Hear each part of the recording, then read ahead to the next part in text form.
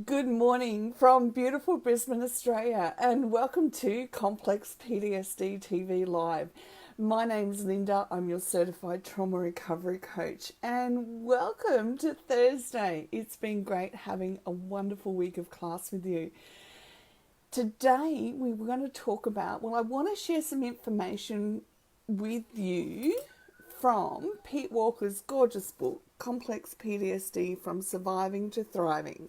Okay, because he actually has lived and walked the journey as well, and he's a qualified doctor and so much more, and he is a wonderful individual. And I want to talk to you or share with you some important aspects of his 13 steps for managing flashbacks, because flashbacks are such a big part of what happens for us that hit us. Like it's like, a bus coming out of nowhere. All of a sudden we're in a flashback and, we don't know why, we don't know what's happened, we don't know what triggered it, and so much more. So I want to share this information about flashbacks with you today to give you some solid information for managing them. And as I said, you can go grab Pete Walker's book. The list is in there. The list is on his website for free. I've done it up for our library, free library as well, so you'll find it in there also. And it's so important that we're able to get back on board when we're having a flashback, especially if we're a mum or a dad and we've got little kids around us and we're having a flashback. It's like, no control over where it's come from or why it's happening. But what I can have control over is how I manage it, all right? Routine, and what we get of it so that we learn why we want to do this, okay? So part of us is this, like, tell me why and then I'll do it. It's not, okay, there's something I can do, so I'll do it. So I want to go through with it so that you understand for our why, our literal why. So step one is say to ourselves that I'm having a flashback. And we want to do this and speak it out loud. I found that speaking it out loud is saying, I'm having a flashback. It gives me that, okay, I'm going to breathe. Because a flashback can often be part of dissociation that I've found.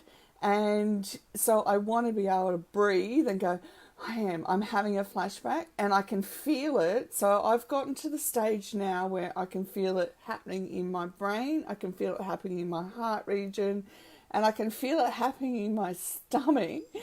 And the last one that happened, all three different places were processing three different things. And I was just like, oh my goodness, I never knew that the flashback was more than just one aspect, if you like. Yeah, it just blew my mind.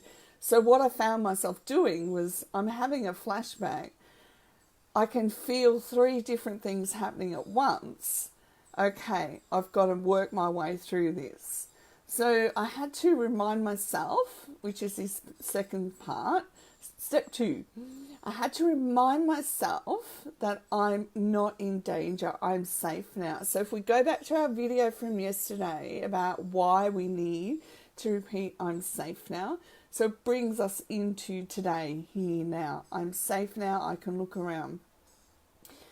I want to own my right and my need to have boundaries. So if people are coming at me left, right and centre, I have to be willing to say, right, I need to stop now. I need to remove myself from the people around me and I need time to slow down, to breathe and go, okay, this flashback has been driven by the unconscious, by emotions that weren't processed in the past. So I need to give my body time to process it. Good morning, Suzanne. Okay, we want to speak reassuringly to our inner child because this is emotions that are coming up that weren't processed as a child because we didn't have language, we weren't safe, all right? They're just two of the things that were happening. So we want to speak reassuringly to the part of ourselves that's letting go, that knows that we are safe. Now, if we look at it from the neurological perspective as well, our brain is saying, okay, you're safe now. You're an adult now and you can let this go. And I found this happen the other day as well. It was a flashback, but it wasn't so much in the mind, it was in the heart area. And I'd sent messages to 2 different men at church for 2 different reasons, professional reasons. And then when they didn't respond twice, I could feel all the sheer terror coming up in my heart area. And I had to sit down and do this process of working it through and going, I am safe. It's okay. I know these people. I know what they're like. I know that they're professional, and I know that I am safe. So we really want to speak that reassuring language, not just to our inner child, but have a language for our adult self, all right? So because we can have automatic thoughts, we want to bring our thoughts into the moment and be like, I'm safe. Whatever their response was going to be to me, I'm safe. I don't have to feel afraid. And sometimes as we go through this process, our adult self can sit alongside of whatever the emotions are coming up. So we need to be willing to hold space for both things at the same time. But as we choose the adult self, we find that the emotions process in and out and through our body, and that we can just gently let them go. But that happens over time. That's not something that happens straight away. That's something that I've worked towards, okay? Now, we want to deconstruct eternity thinking. Now, eternity thinking is something that happened in our childhood because, 1, we didn't know about time.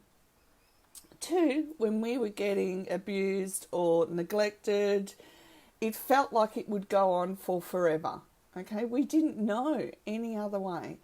And so eternity thinking as an adult is this is going to go on for forever. But what we do too, it's not just the eternity thinking, it's the, okay, this feeling, and especially if you're in the beginning of working with your flashbacks, I want you to feel comfortable that it's okay that it feels like this will go on forever, but our adult side can say, it's okay, I'm learning how to manage this, and it's not going to last for forever, okay? So we're building up our sense of self and our level of self-confidence as we do this, all right? And we do need to remind ourselves that we're in an adult body. When I first read that, I was like, seriously? And then when I thought about it, I went, yeah, it makes sense because we come out of our childhood so naive. I know, look, I've even done a video on being naive and why that happens, because I spent so much of my life feeling like I was naive, like things would happen and I couldn't work out why. So we do need to remind ourselves that we're in an adult body, and even though these overwhelming emotions are coming up, we can learn to manage them and we can learn how we can move through them. So we want to ease gently back into our body. Now that doesn't mean that I'm going to shove the emotions down or I'm going to push the emotions away to one side. It means that I'm just going to learn how to sit with the emotions and let them move up and down. Now I actually use breathing, just really gentle, continual breathing to let the energy of the emotions move through me. Now, if you're in any doubt that emotions have energy, just think of a time when you walked into a room and you knew somebody was angry, even though they didn't say a word, all right? That energy is very much oozing out of them. And it's the same for us with the energy with our flashbacks. We want to go, this is an energy. It is emotional, it is very real, but I need to feel comfortable to let my body process it in its own time. And it's not, I don't think I can quantify how much we need to begin to wrap our mind around being comfortable with allowing who I am as an adult and the emotions that are coming up sit together and let them process together. All right, so it takes time, but it's doable. And part of that is using the affirmation that we talked about yesterday, I am safe. So I am safe to, now I'm an adult, I am safe to let these emotions come up. I am safe to let them move through my body. And I am safe to be able to put them down as well. All right? And use your breathing to do that. Our inner critic wants to drasticize and catastrophize everything. So part of that is neurological wiring, as in we have inflexible thinking because it was part of our process to keep us safe, right? But if we're getting really over dramatic about it, then we want to go, okay, that's my inner critic trying to make this a perfect process. This isn't a perfect process, all right? It's I'm going to go through this process gradually, bit by bit, and it doesn't matter how messy it is. I'm just going to allow myself to be messy and go through it. Now, in the beginning, I would often cry a lot when these things would happen because I didn't understand what was going on. And yesterday at gym, I was there for about 20 minutes. Yeah, I did 20 minutes yesterday on the bike. But I could literally feel all the emotions coming up of whatever it was. And I just let the emotions come up. But when I came home, I did trauma-informed movement. And because I reconnected into my whole brain, it was just like they all just lifted. Everything gets put in an order. And it made life so much easier. But again, that takes time. But we want to stop the drasticizing like this is the end of the world. All right, I'm having a flashback and this is the end of the world. Or catastrophizing, exaggerating everything. All right. This is a genuine process that we work through, and it's a genuine space that we need to hold for ourselves. And if we're a parent, we can sit with kids around us, okay? And if you need to put the telly on or, whatever it is for you in your house, sit down with colouring in books while you're breathing through their process.